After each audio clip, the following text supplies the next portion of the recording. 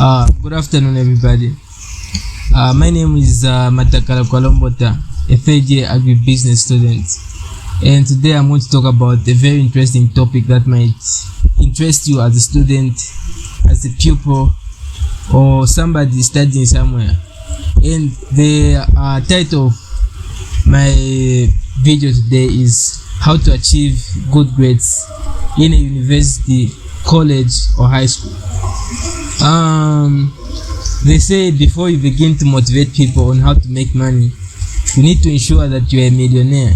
And before I begin to motivate you on how to get good grades in a university, college, or high school, I also have to be there. So on the screen above some of the grades that I have, so you're just going to view them. And also, I don't know, to you it might not be very good, but to me that's my definition of good grades.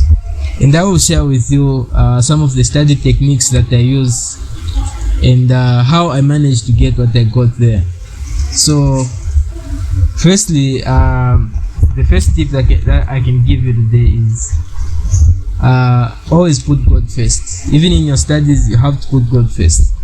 Mostly what I do before I engage in any study session, before I study, before I write an exam, I say a silent prayer in my heart, calling upon God to be with me in that situation or circumstance. Secondly, the second tip that I'll give you is, in order for you to achieve good grades, you have to attend all the classes. During classes, lecturers are deliberate on the content that they want you to get. So if you always miss classes, achieving good grades is very much impossible. Thirdly, you need to choose your associates. On this one, I would say avoid people who think school is hard and people who just bring the negative energy to you. You need to avoid those people. Thirdly, you also have to choose your roommates. Mostly sometimes you find that if you're in a room where people are not studying, people are just sleeping, you won't get motivation to study. You'll always be sleeping. And fourth is you have to watch YouTube videos. Like for me, really, YouTube videos have helped me a lot. Sometimes there are concepts that you don't understand in class, so what you do is you just watch a YouTube video. And I'm going to recommend some people, some YouTube channels that you can actively follow if you want to get certain concepts. For mathematics, chemistry, and physics, there's this YouTube channel, the Organic Chemistry Tutor.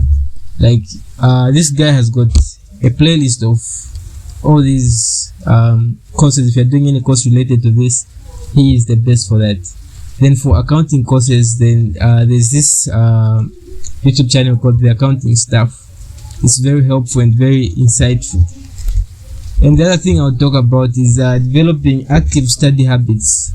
Mostly you'll find somebody studying and then they're just looking at the notes. They're not actively engaging in the study practice. For me, really, what I do is I summarize. If I've been given lecture materials by a lecturer, I firstly summarize the whole material into practice questions. Like mostly when I study, I use practice questions, and then I answer the questions randomly, and then I see the questions that I get right. The questions that I get wrong, those are the areas that I focus on.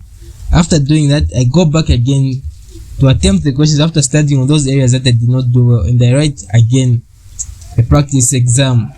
And then I identify again the areas where I'm not doing well until I reach a point where I can actually be able to get everything right, or get above maybe 80% right. So this is the other thing I can tell you. The other thing again I can say is never study like a student, always study like a lecturer.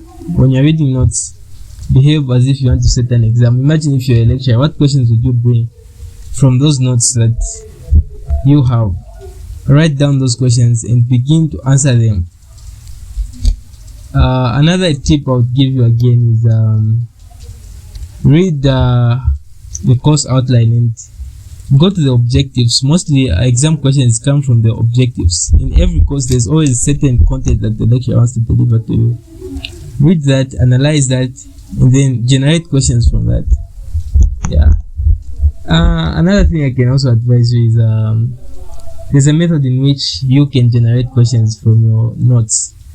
What I mostly do is I upload my notes on ChatGPT and I tell ChatGPT to generate questions from those notes, and then answers will be at the end.